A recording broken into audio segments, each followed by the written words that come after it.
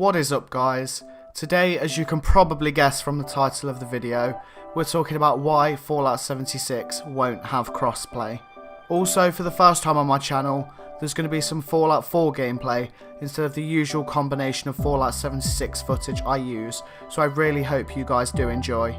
Whether you love or hate the idea of crossplay, the fact is, it's massively beneficial for games, and to have access to crossplay and deciding not to include it, especially after Sony's announcement to support it, is definitely going to cause some controversy, and Bethesda are currently facing their fair share of that backlash for their decision not to include crossplay at launch.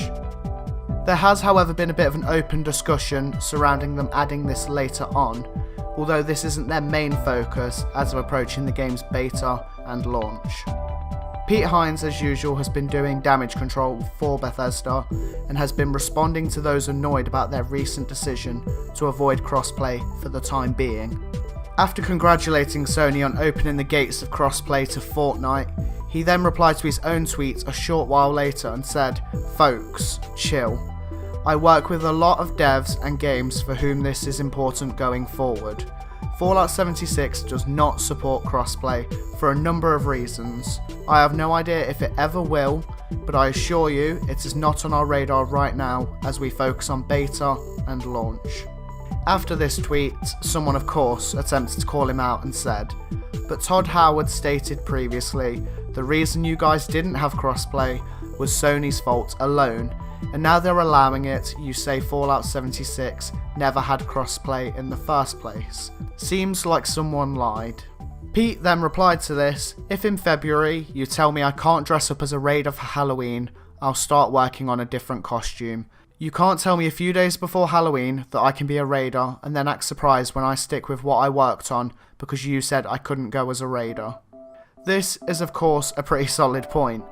They won't have known ahead of time that this was Sony's plan, especially if it was initially going to start with Fortnite.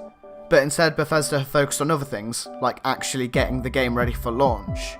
He did, however, confirm in another tweet that he imagines that this is something they will revisit, but 7 weeks from launch, they are going to stay focused on that launch. And that's really all there is to this. It's a case of too little too late. But fans also need to remember Sony didn't do this solely for Bethesda. They've opened this for every game developer to utilise. It's just now that those with release dates fast approaching will undoubtedly suffer some PR trouble. However, I can probably guess that very few are suffering as badly as Bethesda are and will continue to do so for this. Of course, it's a great thing that Fortnite has got this added. It's a little bit of a shame that Fortnite is the first game to benefit, but with it being so successful, of course, Epic Games are going to be on this with Sony from the get-go. But like I said, with other games joining this afterwards, it may be a little bit of an annoyance to some people, especially if their favourite titles aren't getting added. So I can sort of see where both sides are coming from, but it's good to see that Bethesda are solely focusing on actually getting the game out, instead of trailing behind now, trying to get crossplay added. I myself don't actually believe it's a massive feature. I do of course see that it is good for games, but I don't think it is the be all and end all.